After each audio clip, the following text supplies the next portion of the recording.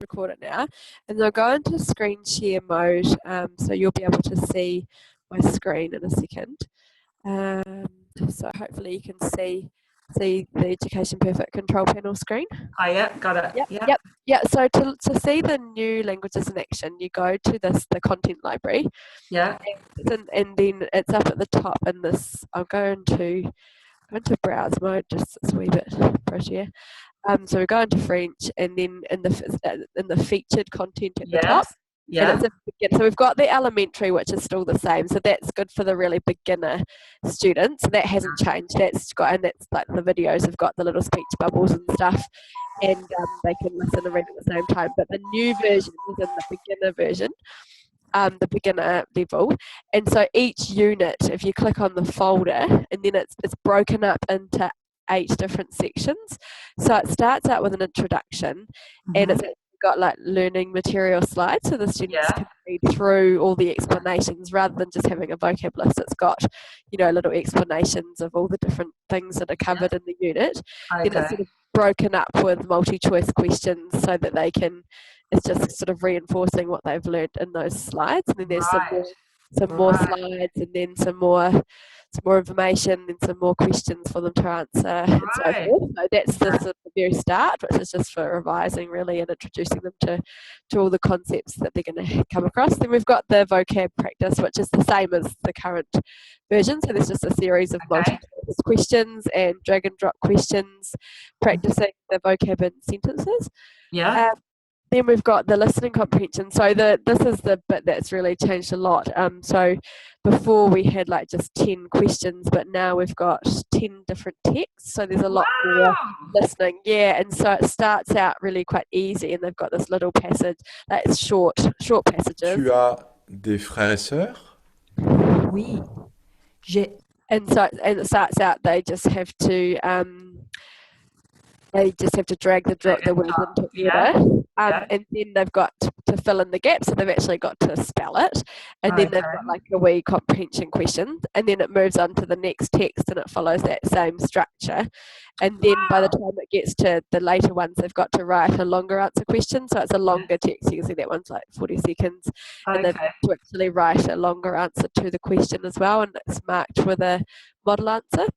So they kind of gradually get more complex and difficulty. I mean, they're still fairly simple at beginner level, but it just gets slightly longer and slightly more complex. Oh, that's fabulous. Yeah, just go along with that.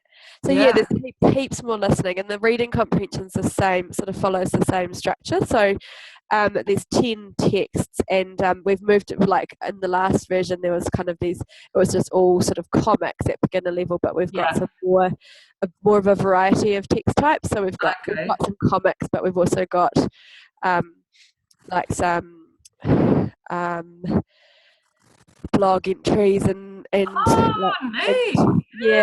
of phone messages and that kind of thing. So there's a whole variety of text types right from beginner level, because in the last version we had all the different text types at the advanced level, but the beginner level was all comics. So it's a lot more there as well, and the questions follow a similar structure to the listening. So for the first ones, they've just got to identify words, so they've got to identify ones that relate to siblings, and they've got to identify the ones that relate to animals, and then they've got a wee comprehension question, and then it's the same for the first lot of text, and then with the identifying and so forth, and then it moves into the longer answer questions as well, which they mark against a model answer. So so there's heaps of reading comprehension too.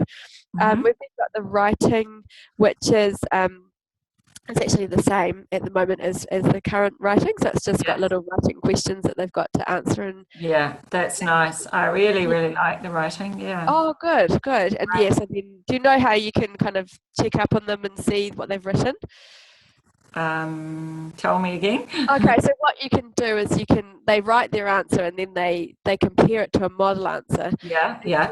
If you set it as a task, you can actually go in and read what they've written and leave them. Oh, okay, because I'm usually standing behind them and reading over their shoulders. That's right. You don't have to. You definitely don't have to go in. No, but I just go through the task mode, and then I can see it. Yeah. And then, so the speaking is similar. So we've got these little speaking questions. So the first ones, they've got to listen to the question and record their answer in French. And then they've got some little scenario type ones as well that they've got to record. Wow.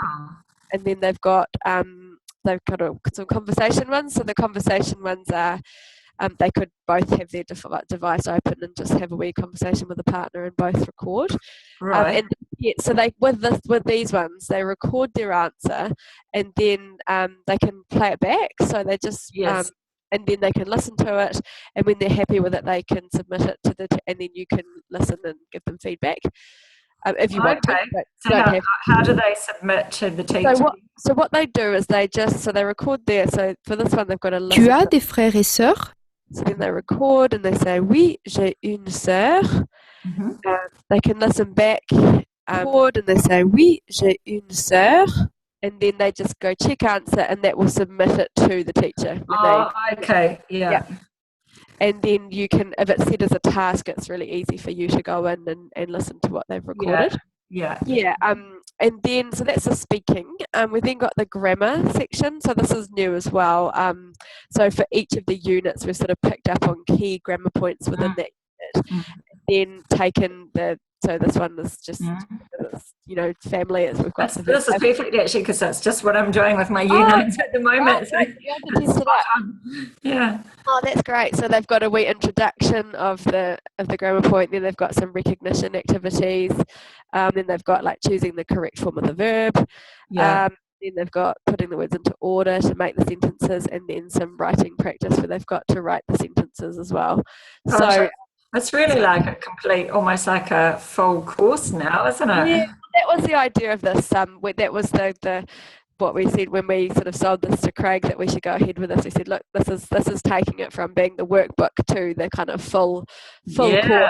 Yeah. That was the aim of it.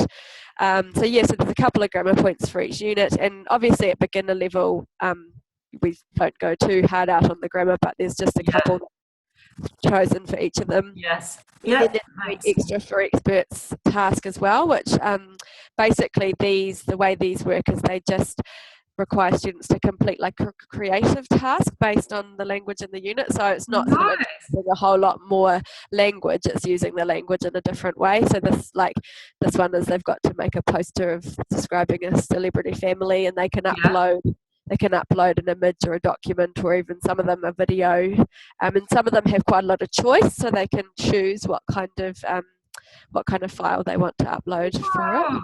Wow. So that's a unit basically. So there's all the different sections to the unit, and then what you can do is you can just assign bits of it. So if you don't want to assign, it's a lot to assign all in tasks. So you can choose. You can assign everything, but you can also choose. Like you might just want to assign some listening or reading, or a little bit of each. You might choose to assign some one week and then some the next week, and break it down.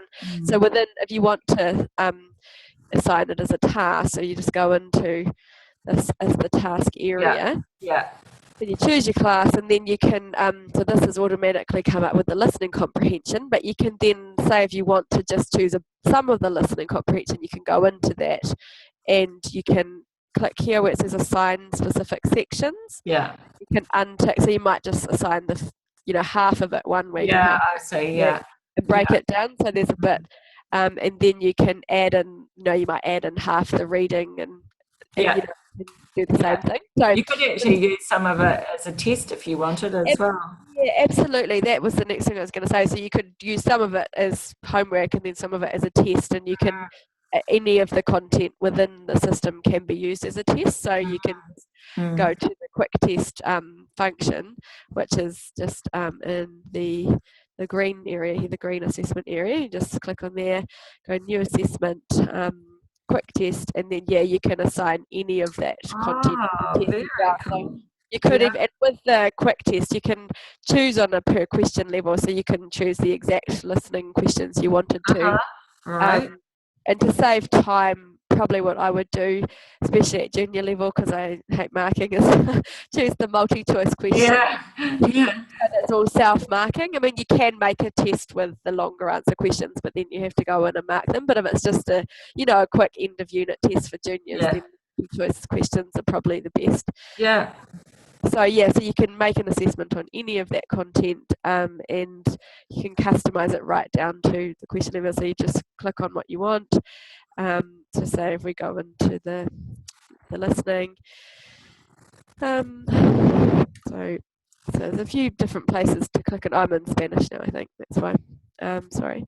So this new version that I've just shown you for French, it's not quite ready for Spanish yet, but it will be soon. So hopefully by the end of the term. And now we're currently working on the intermediate version for French, the revised version, and then we'll be bringing out all the different levels as we go. So so for the test, if you want to just choose some questions, you can just click on the section of the test, and then you can just untick the questions that you don't want to include. So you could just include the multi-choice excuse me, the multi-choice question in the last bit if you wanted to.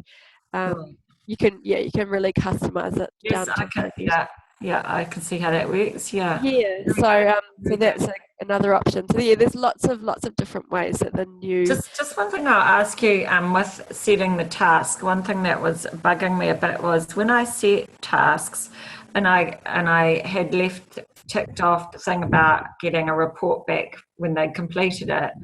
I was expecting to only get like that once, but the same task seems to come back several times. And I think I've already had that report, and then it comes. Is that here in the optional settings? Yeah, well, I just left it how it was set as a default thing, and then I could see it's got email me the completion of the summary. So now I've actually started taking that out, because instead of just getting one, well, I kept like at weekly or 3 weekly intervals, I'd get one and I'd think, but that was something I set ages ago, and it come back. Oh no, that is annoying. Yeah. So when you unticked it, did that stop the notification? Yeah. I think we do have a tendency to kind of over email. Because I wondered if it was, how like they get so many points when they do it immediately, then they get another star when they do it the day after, and then the week after, and so on. And I think it's sending me reports after each of those time delays goes by. Right, okay. I'll take that back to our development team, because I actually had another teacher asking about that the other day with like the crazy number of emails about tasks. Well, I'll pick up on that, and I'll pass that feedback on, because that is really quite over the top, really. Yeah.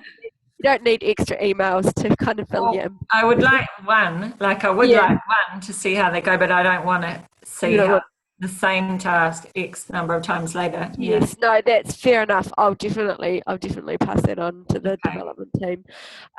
So I think that's our sort of big content update. We've also got our new speaking mode, which is that, so the pronunciation mode and vocab list. So that's very new as well. Have the students had a chance to try that?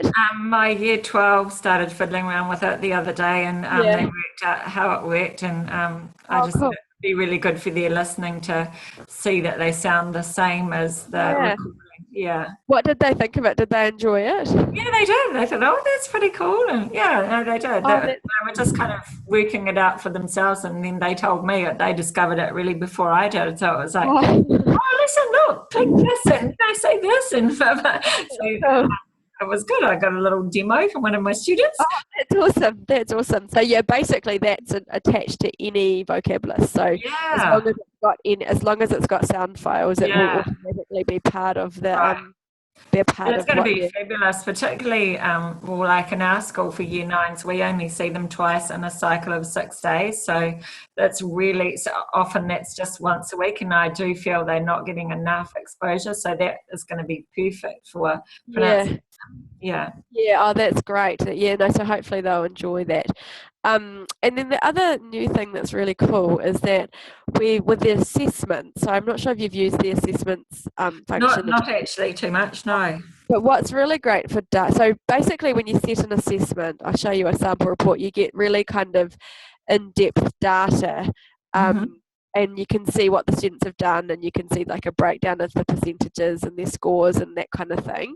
But we That's now excellent. have like a thing where you can compare results. So I know, I'm not sure as a head of department if you have to kind of provide data and We do, no yeah. value added.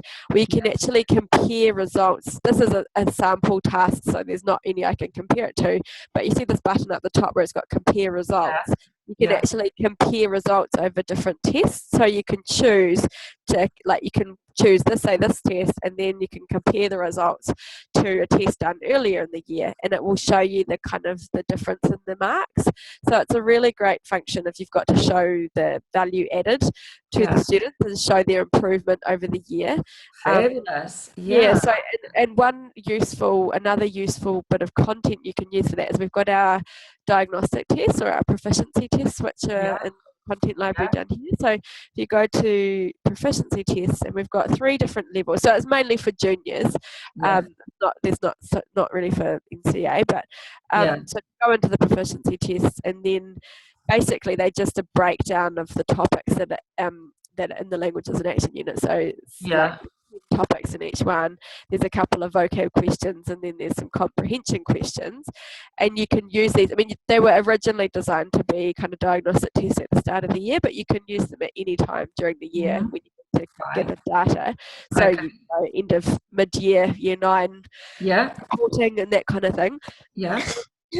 But what you can then do is set these tests, and you can compare the results over different periods of time. So it's really, and it will provide you with a really nice graph and some data saying this time this many students got these results, and then the next time they got those results. So it's a really nice tool for.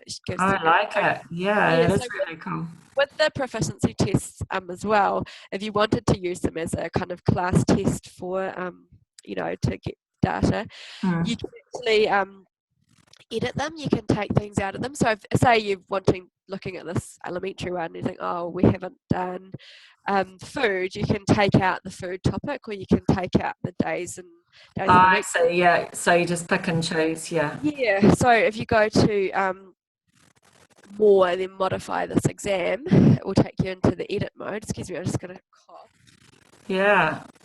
So just some water. So you can then, it will take you into we've got this thing called the private workspace in the across that, and so you can take the proficiency test and just right click on it, go customize this exam. It will ask you where you want to put it. So if you pop it in the private workspace, that's just designed for you to be able to kind of have a play with things and the students can't see them. Then you go confirm, and then it's made a copy of the test, and so you can then edit it, and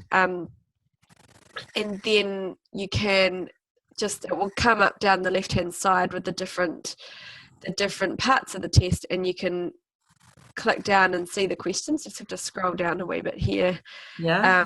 And you can see the different questions, and so you can either take out a whole section of the test. You can just click there and go remove group in the bottom right bottom corner, or you can remove questions. So you can click on a question and remove the question there. And it's a great way if you want to use the test, but you haven't done a particular topic, or there's a bit of very hard, just take those questions out. So that's another really useful thing. And so then you can then just save it. So give it when you're finished, just go save changes, and it will be in your private workspace there, and you can just click on assess your students to set it for them as an assessment.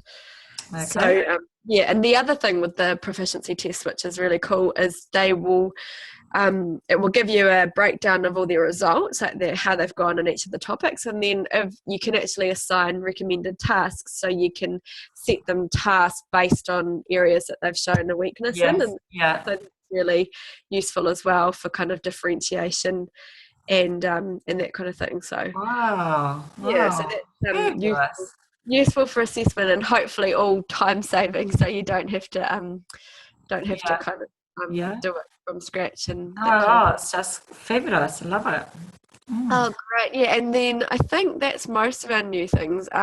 We've also got the exams, which is useful for seniors. It's just thinking more because most of the stuff I've shown you is juniors. We've got the NCA exams, so we've got quite a few previous exams online. Oh, you've added more on now, have you? Yeah, I think we have, and we will be adding more throughout the year as well. Good. And we do also have some original ones. They were made a few years ago.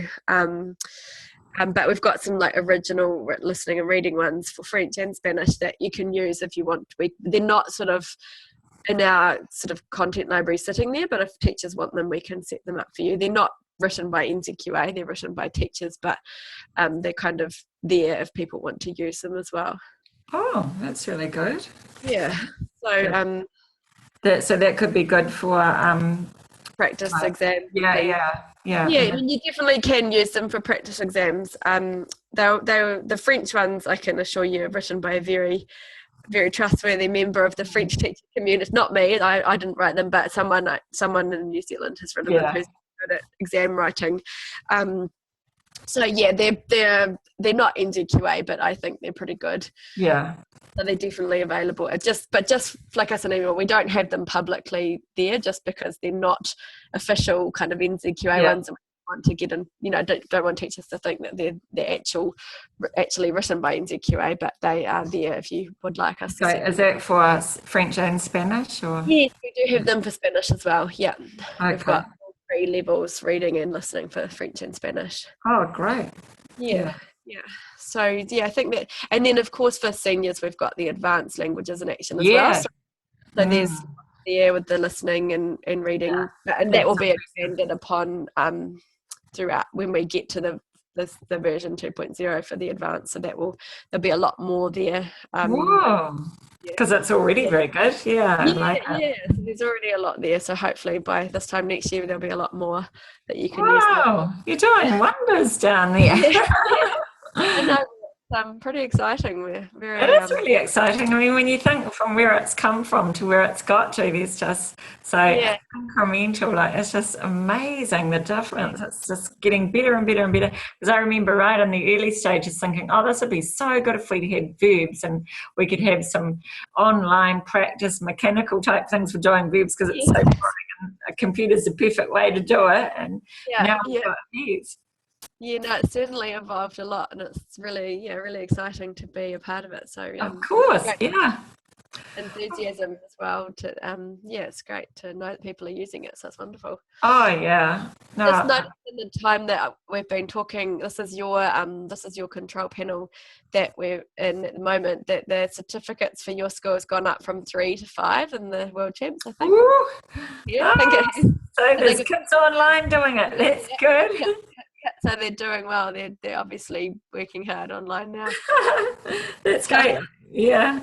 Oh, that's really good. Yeah. Nice. But anyway, well, I'll Is there anything else you wanted to ask? Because or else I can send the recording through, and you can feel free to share it with. That's lovely. Yeah. No, I haven't got any other questions, but no, I'm just really happy with it. Thank you. Thanks so much for your hard work, because it's just wonderful. Awesome. I'm glad you like it. I was actually just going to ask you one other question, because are you still the president of the NZAFT? No, I'm the senior vice president. Okay. I was going to ask you because I saw the message a few weeks ago, the really sad news about Wayne. Wayne, yeah. Yeah, we would really like to send Priscilla some flowers from Language Perfect, and I didn't know how to get her address. Okay, yeah, I've got her address. Just give me 2 ticks and I'll grab it for you. Great, thank you. That would be amazing.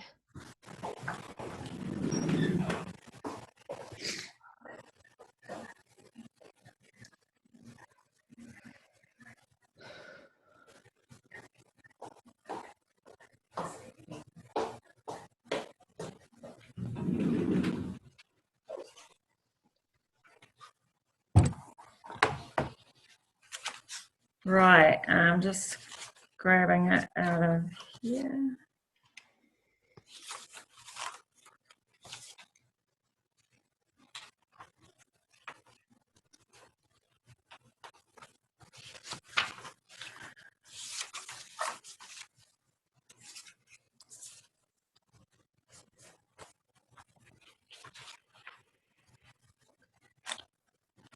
Where did it go? It's Emmett Street in Ponsonby. I'm just trying to find the number. It's EMMETT Street in Ponsonby.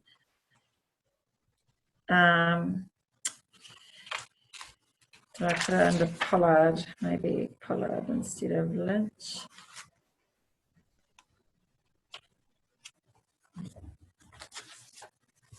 Oh, yeah, here we go. So 27. 7. Okay. Cool. In Emmett, EMMETT, and it's Herne Bay, Auckland 1002. Okay. Yeah. Thank you very much. Yeah, because poor old Priscilla, it's just absolutely devastating for her. And yeah. Gosh, oh, really. Was it very sudden? I wasn't aware that. I mean, I'm not really in touch with. Yeah.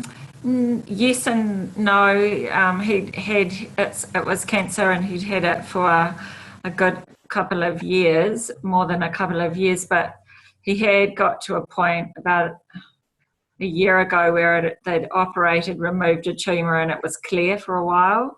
So they were hopeful that he would recover. Yeah. And then it came back with a vengeance through all the lymph nodes and things. And then in January they said, well, it's only going to be a matter of a couple of months. So they knew then, and that was just awful. Yeah. Oh gosh, that's so sad. I know. Do you think is it appropriate for? Because I said to Trudy we should organise some flowers. Would that be appropriate? It would. She would really appreciate it. Yeah, she would. She is back at school now. It happened in the middle of the holidays, so she took the first week of term off, but she went back this last week. So yeah. Okay. No. I think she'd be really touched. Yeah. Okay. Cool. No, we'll organise that. Well, thank you so much for giving me that. Okay. Great. Well, thank you, and carry on the good work. Yeah, thank you. You too, and keep in touch if you've got any questions or anything we can do to help. Okay, will do. Thanks. Thank you so much. Okay. Bye. Bye. Cheery. Bye.